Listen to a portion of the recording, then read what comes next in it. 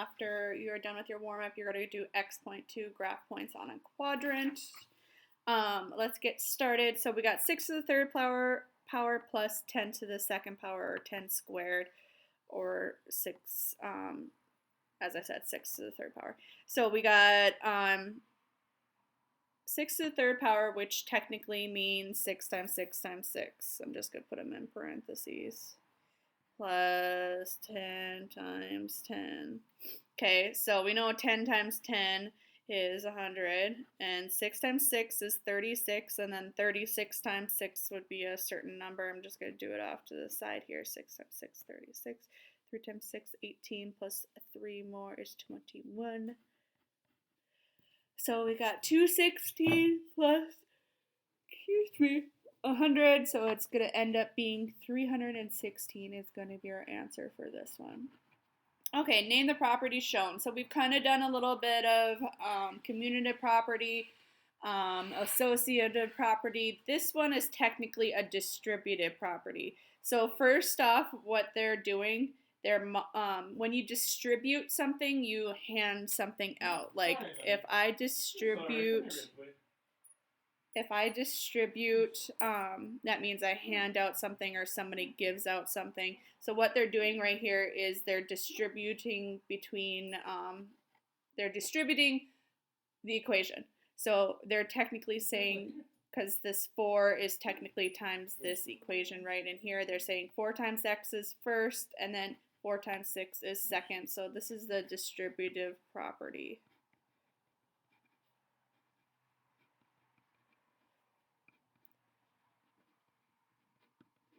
Okay. So estimate the product. Remember, product means to multiply by rounding each number to its greatest place value. So the greatest place value would be the biggest number that they have. So that's technically 3,000 here and then 50 right here. So the 8 makes the 3 go up, so we will get 4,000. And then the 3 makes the 5 stay the same. And then we're just going to multiply because remember, 5 or more, raise the score. 4 or less, let it rest.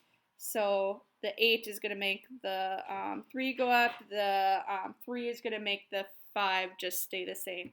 And remember, if you remember how to multiply with zeros, just multiply the digits, which is 4 times 5, which is 20, and then you add how many zeros you have left over. So 1, 2, 3, 4. 1, 2, 3, 4.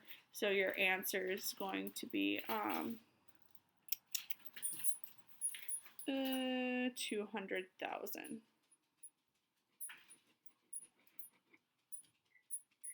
Okay, so as you can see on number 2, we're technically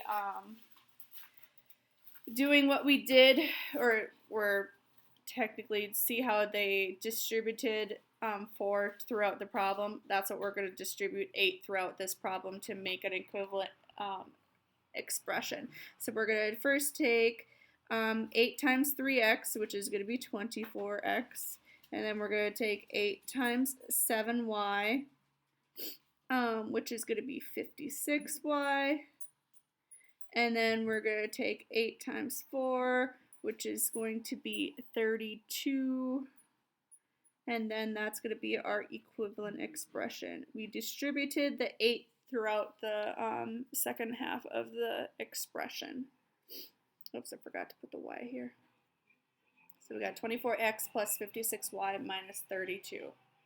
Okay, find the shaded area, or find the area of the shaded region. So we got a chunk that has been taken out of this quadrilateral or this square. So what we're going to do is we're going to find the area to both of these, and we're going to take this area minus this area because this is the area that they took out, and that's going to be our shaded area of this. So 20 times 20, which is the same thing as saying 2 times 2 and then add 2 more zeros, is 400. So that's going to be the first, this is the whole square. If you didn't have this portion taken out, it would be 400 centimeters squared. But since they took this out, we got to take 15 times 12 to see how much area is in the inside of this.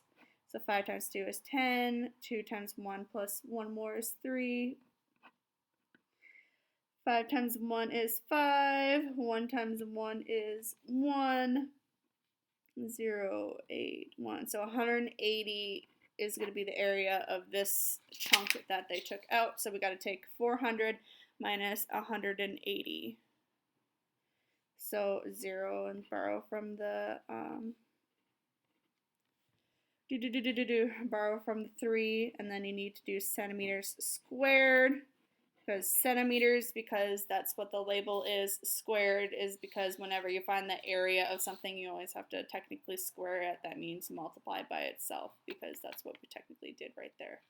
Okay, for IXL, you're going to be graphing points on a quadrant for X.2. So you should have already did X.1 and X.3 last week.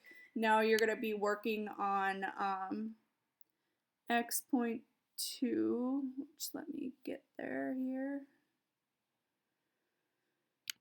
Looks like some of yours started, which is awesome.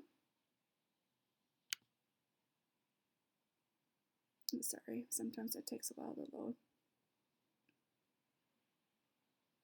So the shortcut is BHQ if you need to know it. So remember, a coordinate plane, an x-axis is the line that's going from a left to right. The y-axis means that it's going up and down.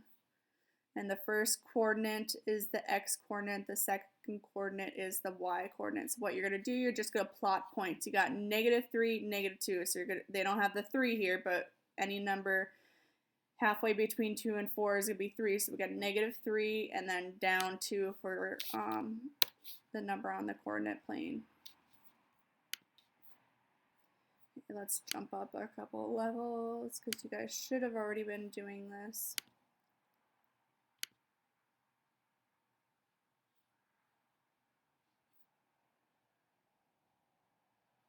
Okay, we got 2 points, 1 for y, so between 0 and 2 is going to be 1, and then down to -8, which is going to be 1 point. And then we got -1, -10, so -1, so we got to go to the left. So -1 is going to be right here, and then we have to go down to 10 in this point and label that, and then hit that. Remember, the first point is always the x, the second point is always the y. So they're going to just start giving you more points to graph. As you can see, let's go to the challenge zone. I'm sure they'll just give you another, yeah, they're going to just give you 4 more points to graph. So for example, 1, -4, you're going to go 1 for the x, down to -4 for the y, -3 for x, up 2 for the y, -9 for x, and then up 4 for the y. And then we got 5 for the x and up 1 for the y. Remember, first point is x, second point is y. So yep, work on X.2. See you guys later.